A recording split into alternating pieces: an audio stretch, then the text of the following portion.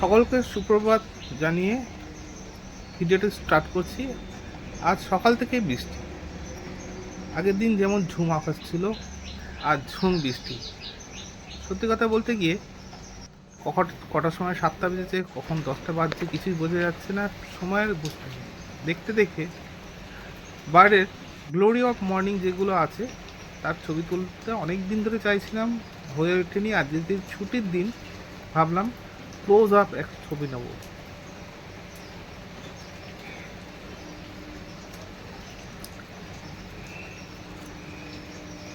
অদ্ভুত সুন্দর এই জংলা গাছটি এখন হাইব্রিডের জন্য বিভিন্ন রকম কালারে পাওয়া যাচ্ছে। আর আমরা আশেপাশে, বাড়ির আশেপাশে বা জঙ্গলের মধ্যে আমরা এই গ্লোরি অফ মর্নিং যেটা আছে দেশীয় প্রজাতি বা জংলা প্রজাতির দেখতে পাই। এখন এই গাছটি এখন হাইব্রিডের তৈরি হচ্ছে। আর সত্যি কথা বলতে একদম ছোট্ট খাট্ট টবের মধ্যে এটা পুরো অনেকটা জায়গায় হয়ে যায়। এটা কোনো রকম বিশেষ খাবারও দরকার লাগে না। আমি এই গাছটি জবা থেকে হয়ে এসেছি, শুধু ফুল আর ফুল পাচ্ছি। তার পাশাপাশি অর্কিডগুলো অবস্থা একদমই খারাপ হয়ে গেছে, সারাদিন ধরে জলে ভিজছে। ভাবছি যদি সময় পাই তাহলে আজকে কিছু অর্কিড পটিং করব মানে হ্যাঙ্গিং করব, যেমন কাঠের গায়ে লাগিয়ে দেওয়া বা অন্য কোনো জিনিস পেলে তার গায়ে স্ট্রাক করে দেওয়া। এইটা কিন্তু একটা আইডিয়াল সময় অর্কিড গাছ, মানে তার রুটটা বাউন্ড করা খুব সহজে। এই টেম্পারেচার বা এই ময়েশ্চারের মধ্যে কিন্তু অর্কিড গাছের একটা জায়গা থেকে রুটিংটা ধরে নেয়। ছোটো ছোটো অর্কিডের অনেকগুলো চারা বেরিয়েছে, অনেক রুটিংও হয়েছে। ভাবছিলাম এইগুলোতে যদি সময় পাই কেটে কেটে গাছের ডালের মধ্যে, শুকনো মোটা ডালের মধ্যে বেঁধে বেঁধে নতুন গাছ তৈরি করব, যেমনটি আগে দেখেছিলাম। আগে অনেক ভিডিও করেছি কীভাবে তৈরি করতে হয়, তাই দেখলাম যে বেশ কিছু 2-4টে গাছ বেরিয়েছে, সেগুলোকে ট্রান্সপ্লান্ট করা যায়।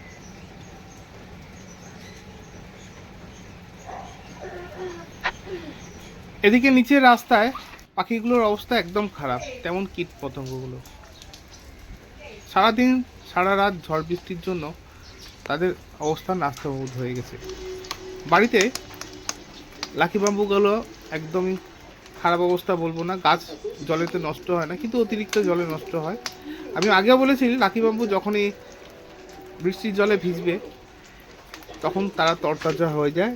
আর সবথেকে ভালো কথা, বৃষ্টির জল তো লাকি বাম্বুর কাছে মেডিসিন, কিন্তু সব গাছের জন্য নয়। পুরনো বেশ কিছু মানি প্ল্যান্ট রাখা ছিল রিয়ার প্রজাতি, আমি নামগুলো ভুলে যাই, তাই পুরনো জায়গা থেকে পুরনো লাকি বাম্বু মানি প্ল্যান্টগুলো আবার বৃষ্টির জলে নামিয়ে দিলাম। এই বৃষ্টির জলেতে আজকে সারাদিন ভিজবে এরা।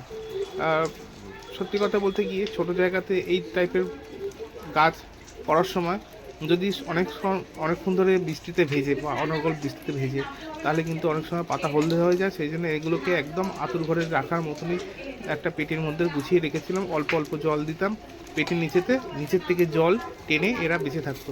তো এখন কথা হচ্ছে এই মানি প্ল্যান্টগুলো পুরো কোকোপিটে বসানো আছে, তো অনেক দিন ধরে জল খায়নি, বৃষ্টির জলে রিফ্রেশ হওয়ার জন্য আজকে পুরো বাক্সটাকে নামিয়ে দেবো। এর মধ্যে কিন্তু ইনডোর প্ল্যান্টই আছে। তো আপনারা অনেকেই তো বাড়িতে ইনডোর প্ল্যান্ট করেন, বাড়ির ঘরোয়াভাবে অনেকে রাখেন।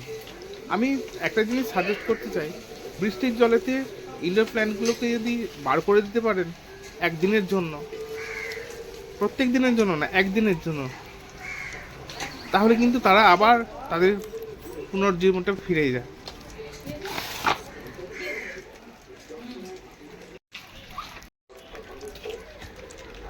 অনেকদিন ধরে ভাবছিলাম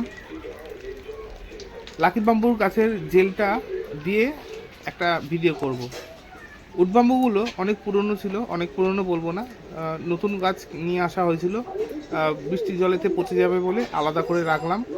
রাখার পরে